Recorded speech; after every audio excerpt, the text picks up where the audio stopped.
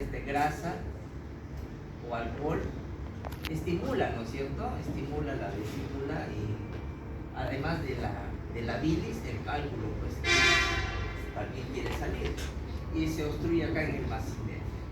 Entonces viene dolor y es por la contracción de la vesícula para liberarse de este cuerpo extraño y tiene una duración de menos de 6 horas.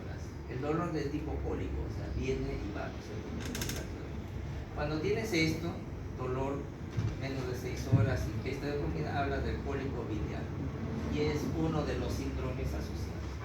Si el cálculo se queda ahí obstruido, no sale y pasa más de las 6 horas, aparece inflamación. Entonces, además del dolor, vas a tener fiebre porque hay inflamación y si le tomas un hemograma vas a tener una leucocitosis. Si tienes estos, hablas de una colecistitis aguda y en el examen clínico va a haber el signo de Murphy positivo, ¿sí?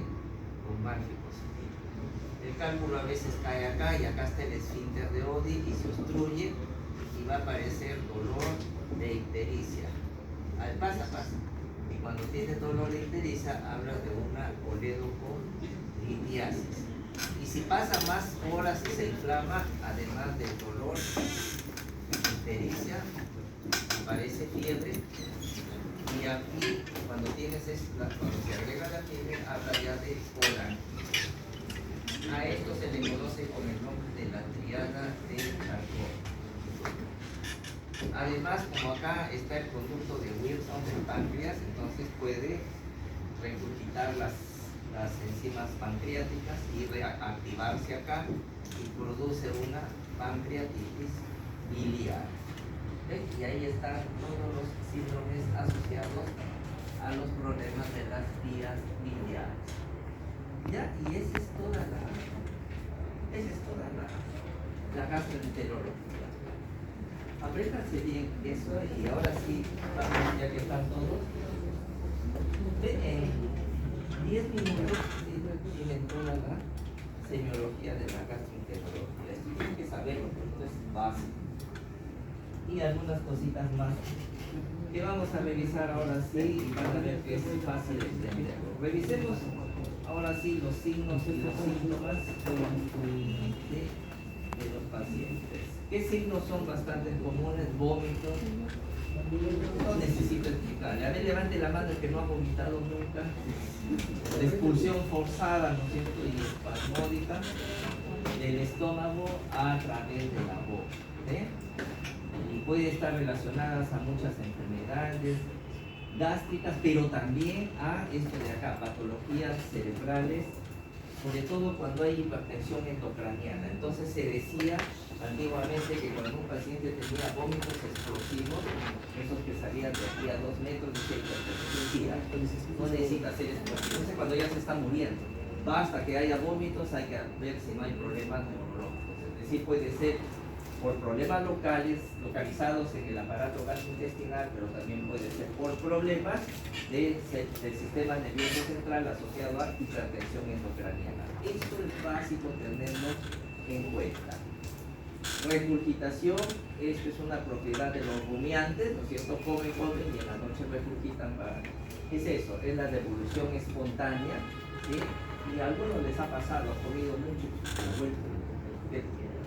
y se encuentra con el pollo de ayer, no mentira.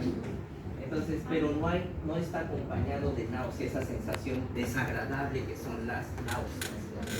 Regurgitación espontánea. El ángulo de Treitz es una división un tanto antojadiza para decir, ¿no es cierto?, entre la tercera y cuarta porción del duodeno, todo lo que está por encima del ángulo de Treitz es alto y todo lo que está debajo es bajo, ¿no es cierto?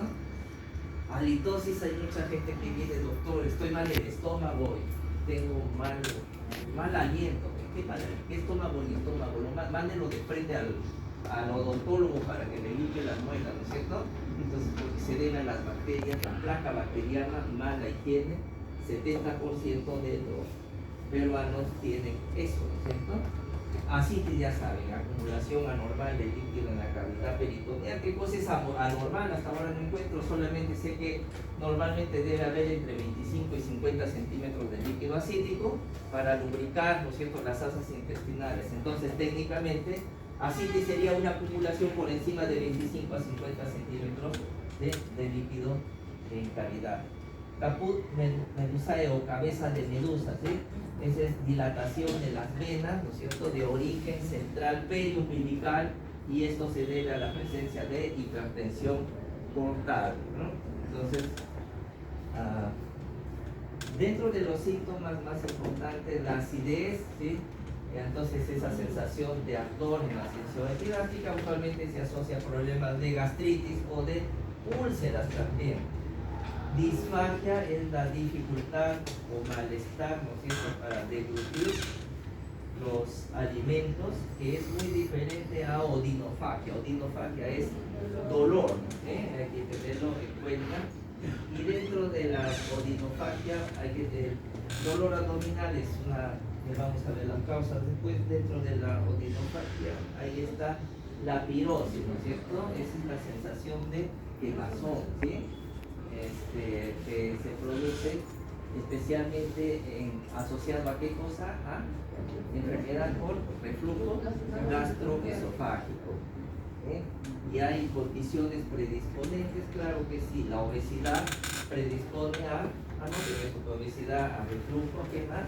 La ingesta de alcohol, porque relaja, el consumo de grasas o chocolates, esos chocolateros a la cabeza, reflujo, y a veces nacen nosotros alteraciones a eso. Diarrea, ¿sí? O es las deposiciones con disminución de la consistencia y aumento de la frecuencia. Hay un término, lientería, cuando las heces, cuando pueden reconocer alimentos no digeridos, ¿sí?, en las deposiciones diarreicas. Y cuando hay lientería, generalmente decimos hay mal absorción, no absorbe adecuadamente, entonces actúan como sustancias osmóticas. Peritonitis, inflamación de la cavidad peritoneal, fiebre, náuseas, esas sensaciones desagradables. Cólico biliar, ya hemos visto las características, ¿no es cierto? Está localizado en el cuadrante superior derecho, ¿no es cierto? Y se puede irradiar a la espalda o a la escapular derecha, pero desde el punto de vista operacional, luego de la ingesta de grasas o alcohol hipocólico y una duración menor a 6 horas. Eso es desde el punto de vista operacional. Aquí está lo que es la hepatomegalia. Generalmente lo que hacemos nosotros, no se olvide, medimos a nivel de la línea media clavicular, ¿sí? Actualmente en hombres y mujeres se acepta que es 12 centímetros la distancia a nivel de la línea medio clavicular, el borde superior y el borde inferior. Y pongan como dato mayor de 14 centímetros para hombres y mujeres hepatomegalia. Eso lo había corregido en la nueva diapositiva, pero no está. Ya, cuando hablamos de hepatomegalia puede ser por inflamación, pero crecimiento del hígado. Ese es el caso de las hepatitis, la ingesta de toxinas por alcohol, algunas infecciones, formas autoinmunes. Puede ser por congestión, y ese es el caso de la insuficiencia cardíaca derecha que congestiona. Puede ser por éstasis biliar, por obstrucción de las vías tanto extrahepáticas, ¿sí?, que no dejan, ¿no es cierto?, que drene la secreción biliar.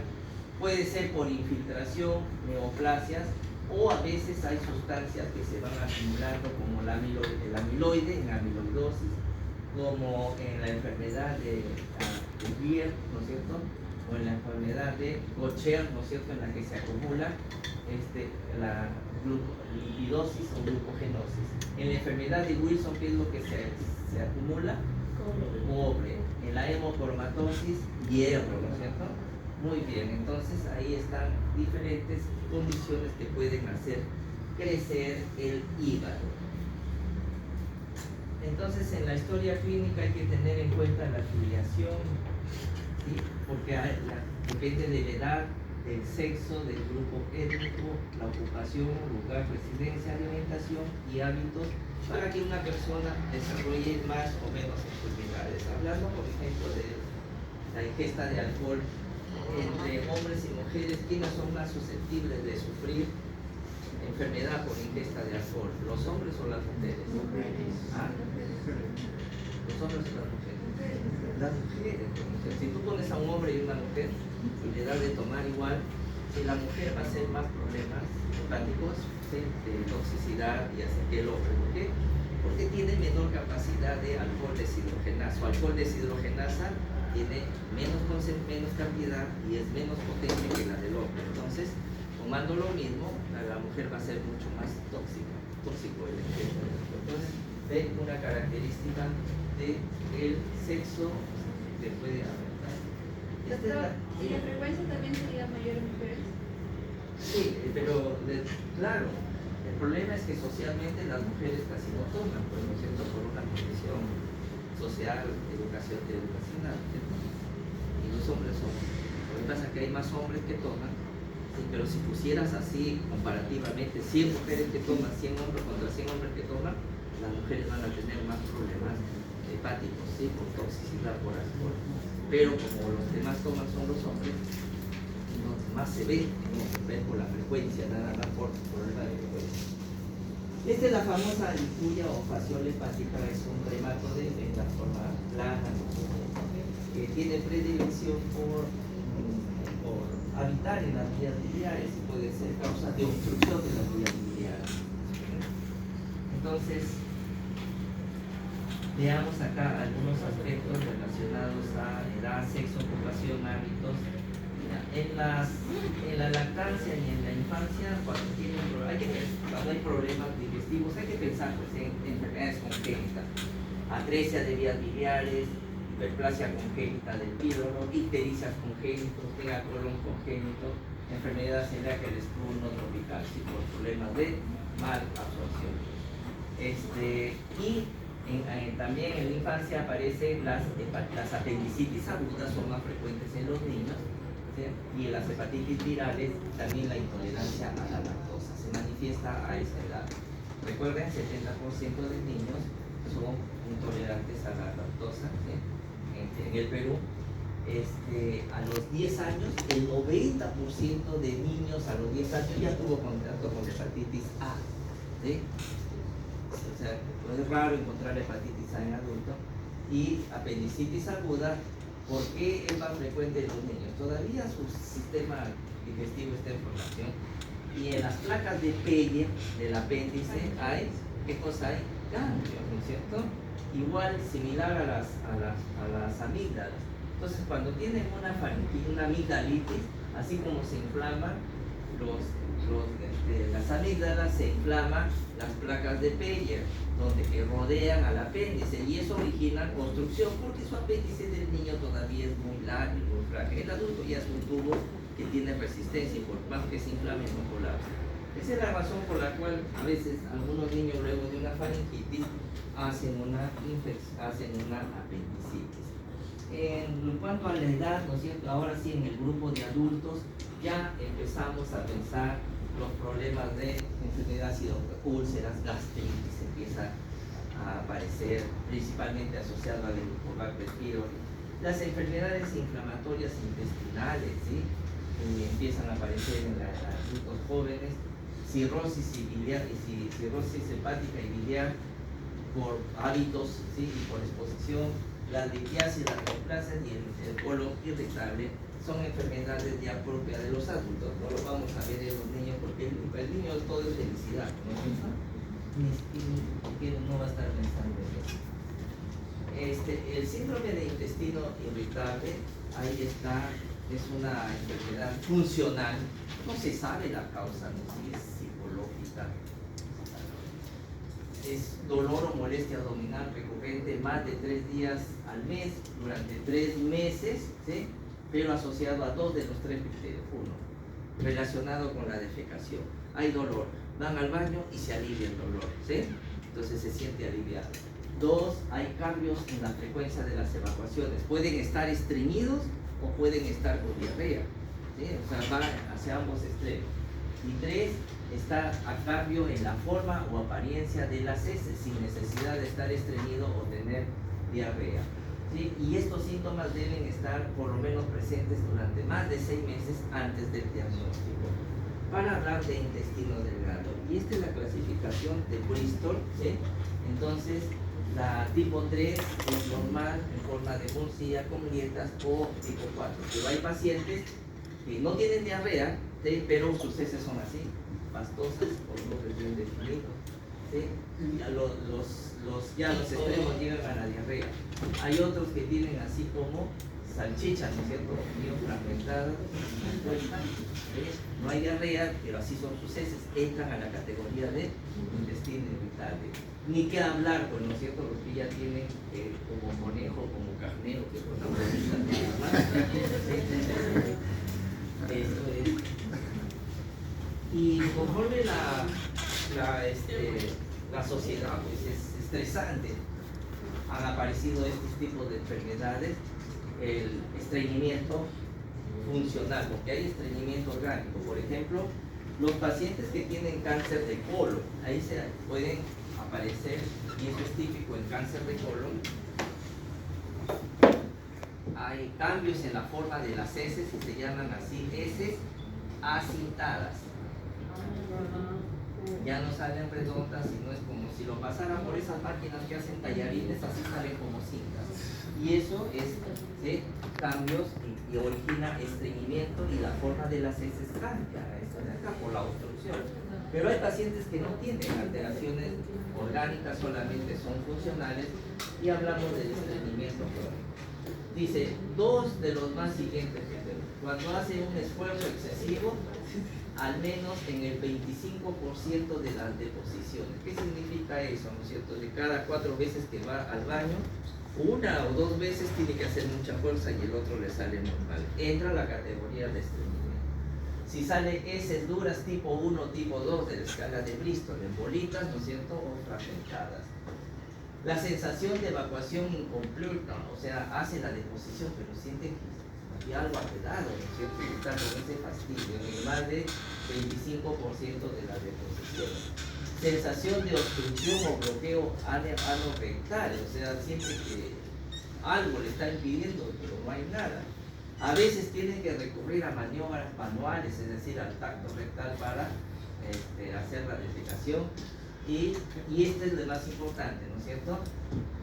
Estreñimiento menos de 3 deposiciones espontáneas completas, espontáneas completas a la semana. Es decir, hace a la semana 2 veces nada más a la semana, ya entra la categoría de estreñido, ¿sí? Entonces, ahí están basta que tengan 2 de estos 3, de 1, 2, 3, 4, 5, 6 criterios para decir este paciente tiene un estreñimiento funcional, ¿sí?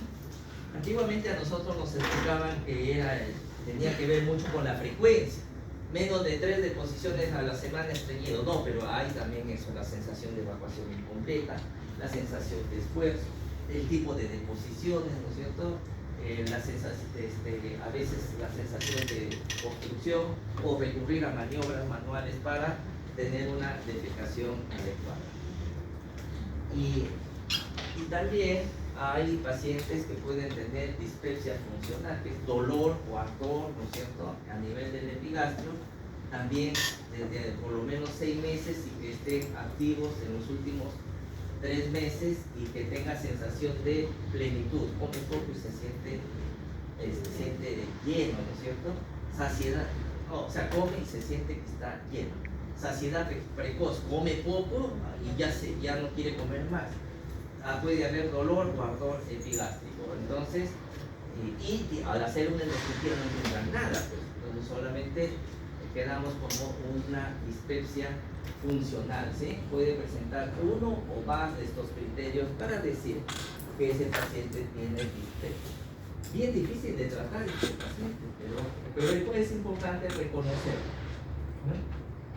En hombres aparece más lo que son las úlceras, las pancreatitis. ¿Por qué más pancreatitis en hombres que en mujeres? Pues la pancreatitis está asociada a la ingesta de alcohol, si los hombres toman más, hay más pancreatitis. Cirrosis también porque ingieren más alcohol, enfermedad inflamatoria y neoplasias, y en mujeres hay lo que se llama el intestino irritable, cáncer de vesícula, cirrosis biliar y la litiasis es más frecuente en las mujeres, debido a que la bilis en las mujeres se dice que es litogénica. Para problemas hormonales hace que la contracción de la vesícula sea más lenta, y entonces puede dar lugar a precipitación de la bilis en la vesícula biliar. ¿No bien? Seguimos entonces acá, esto es de edad. Lugar de procedencia, selva y sierra. Por ejemplo, hay en la sierra central y sur es prevalente, es endémica para hepatitis B. ¿Quién es de Ayacucho? Hágase pues su serología para hepatitis B. Y si alguien tiene una novia de esos, pídame serología para hepatitis B. Se contagia pues eso. Fiebre amarilla, lo que viven, y hidatidosis hepática. Los hábitos, ni que hablar, y hay muchos fármacos que pueden producir toxicidad hepática. Recordad que todos ellos se depuran a nivel de...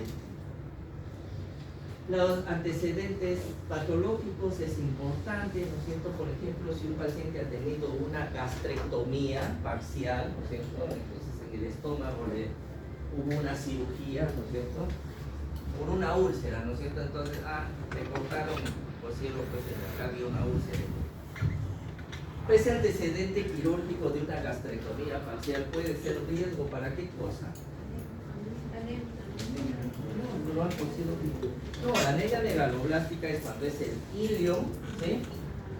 O el fondo gástrico, porque aquí en el fondo gástrico están las células parietales, que son las que producen el factor intrínseco. Entonces, si a una gastrectomía te ha tomado el fondo gástrico, sí, pues anemia megaloblástica, no hay factor intrínseco. Una ileostomía, porque en el ilio es donde se absorbe la vitamina B12, pero lo operaron del estómago, en una parte, pues si lo volvieron a hacer.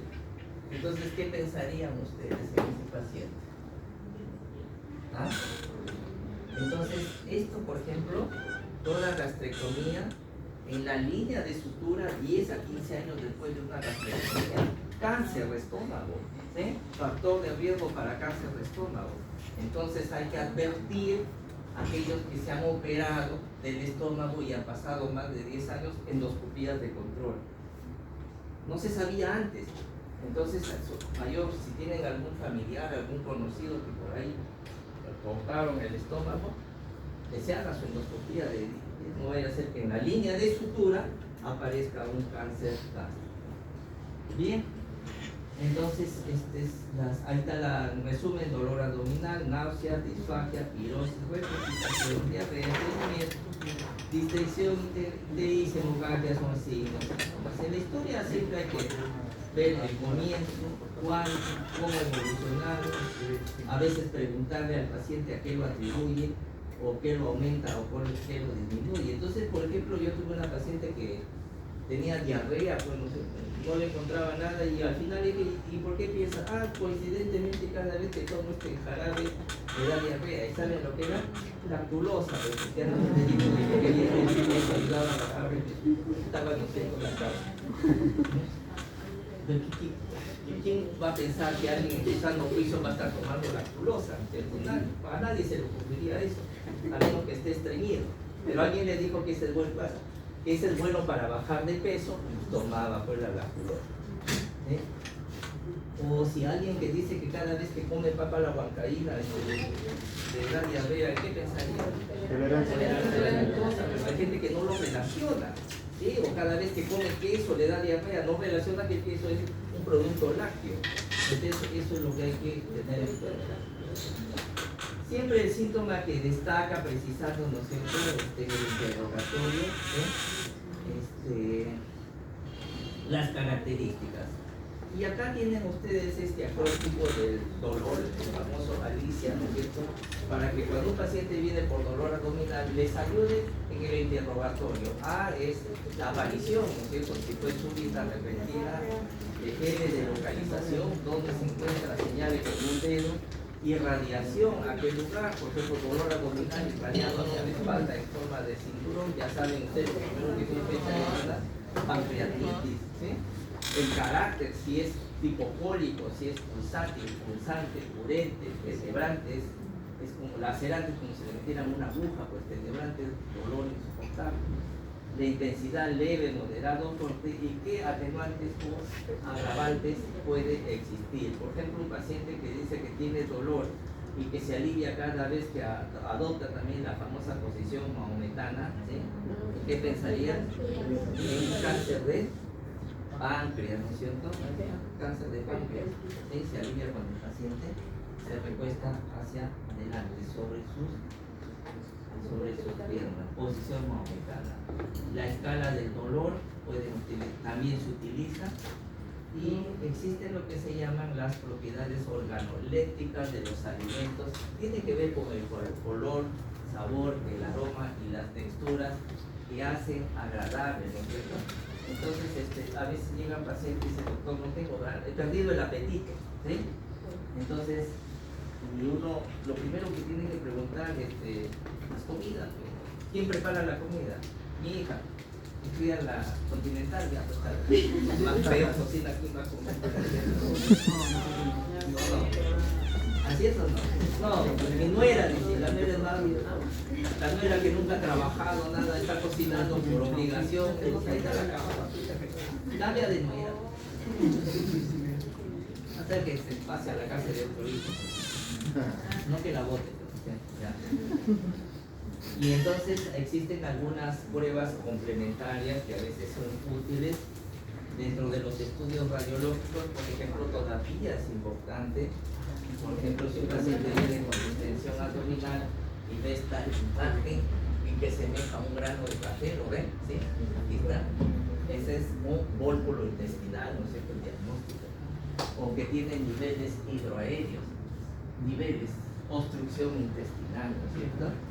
El diagnóstico ahí. La manometría es para ver la presión a nivel del esófago, ¿no es cierto?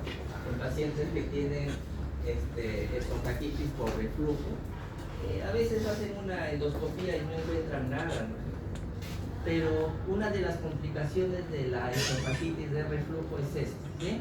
El esófago de Barrett. El esófago de Barrett es un cambio, ¿no es cierto?, en el cual en el esófago es un epitelio plano estratificado, adquiere un epitelio columnar. Y todo esófago de Barrett se considera una lesión premaligna, y puede ser una de las consecuencias de la cirrosis asociada a esofagitis de reflujo crónico. Y lo que ven aquí ya es la evolución de esto en un cáncer esofágico. Entonces la endoscopía es una herramienta fundamental actualmente. La colonoscopía de hablar, ¿no es cierto? Y los estudios contrastados con varios para resaltarlas. Y ustedes pueden ver esta imagen del colon, ¿no es cierto?, que se llama la imagen engordida de manzana, ¿sí? O hueso de manzana, porque parece que acá hubiera quedado esto, ¿no es cierto? Entonces el contraste pinta bien, y acá hay una imagen del defecto, y esto es típico de qué cosa, del cáncer de colon, ¿sí? La imagen en hueso de manzana. La biopsia hepática percutánea se ha convertido en un elemento importante.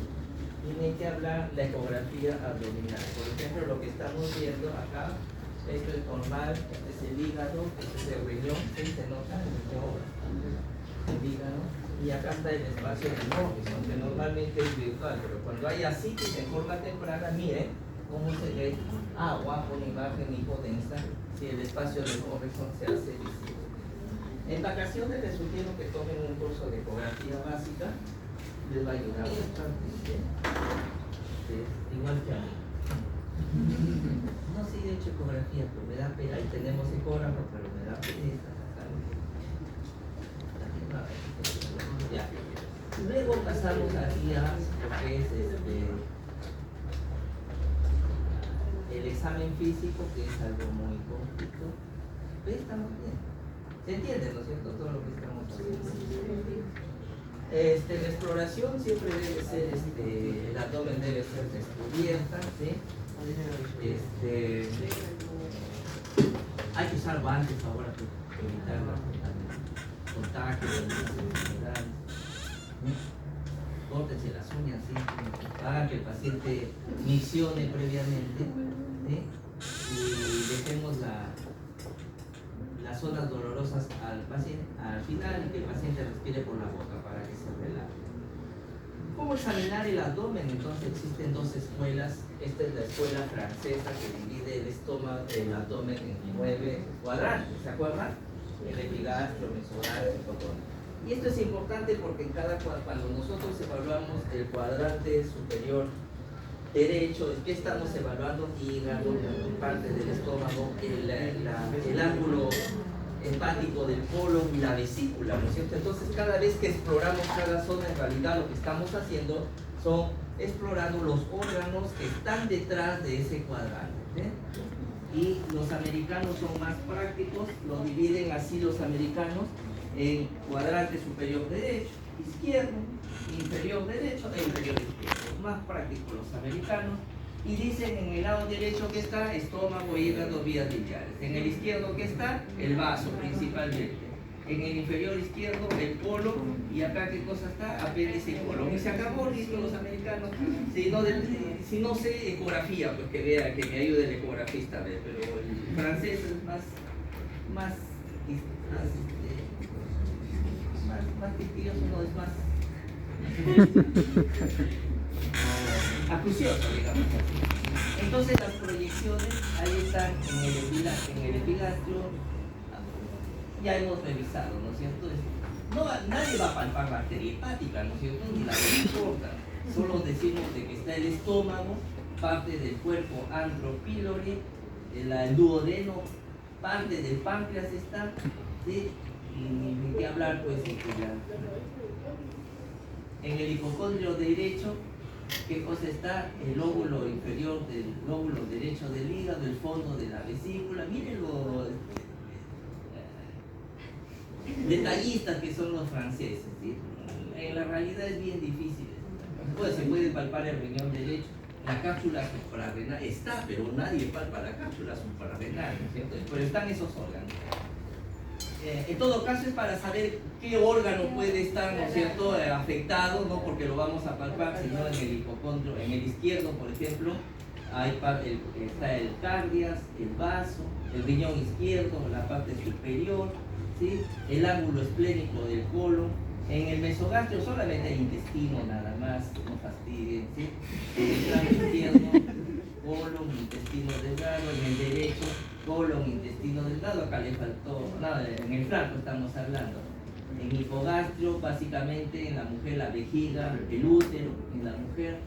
En la fosa izquierda nada más está el colon descendente y en la fosa derecha el apéndice y el cielo. Entonces ahí están las proyecciones. Es bueno saber más o menos cuando palpamos qué cosa está implicando. Y lo que les decía, a diferencia de otros órganos donde primero va la inspección, luego la palpación y luego la percusión, aquí está mal. Primero es la inspección, luego la auscultación, luego sigue la palpación y al final la percusión. ¿Está mal eso? ¿Sí? Sí, ¿lo notan o no? 3 debería ser palpación y 4 percusión, pero sí, la auscultación va adelante, pasa. Siempre auscultar primero para evitar la modificación de los ruidos hidroaéreos, ¿sí? Entonces, ¿qué cosa es lo que hay que inspeccionar? En la piel hay que ver si hay equimosis, si hay cicatrices. La cicatriz umbilical, ¿no es cierto?, si se encuentra en su lugar o no. Si hay venas superficiales, es indicativo de hipertensión portal. ¿Sí? Si hay movimientos peristálticos, masas y eso. Entonces ahí, por ejemplo, tienen ustedes las famosas manchas con café con leche, ¿no es cierto? ¿Sí? Estas no, pero café con leche. ¿Y a qué se asocia eso? A neurofibromatosis, ¿no es cierto? Encontrar esto, se puede desarrollar eso. Entonces, ahí está John Neer, el hombre elefante. Aquí lo que ustedes ven es una cicatriz, ¿sí?, en la región subcostal derecha, ¿no es cierto? Y tiene características de ser una cicatriz quirúrgica por los puntos, los restos de los puntos que han quedado, ¿sí? Y aquí tiene una cicatriz. ¿Cómo la describirían esta cicatriz? Su ubicación, cicatriz, ¿para qué? Para umbilical, ¿no es cierto? Derecha de tantos centímetros, de 8 a 10 centímetros. Y ese es cuando el cirujano es malo y hace una apendicectomía, pues se abre todo, ¿no es cierto? Normalmente se hace todo. Venas superficiales, cabeza de medusa, ¿no es cierto? Asociado a hipertensión portal, ¿sí? Y cuando no, pues puede ser obstrucción de la cámara inferior, ¿sí?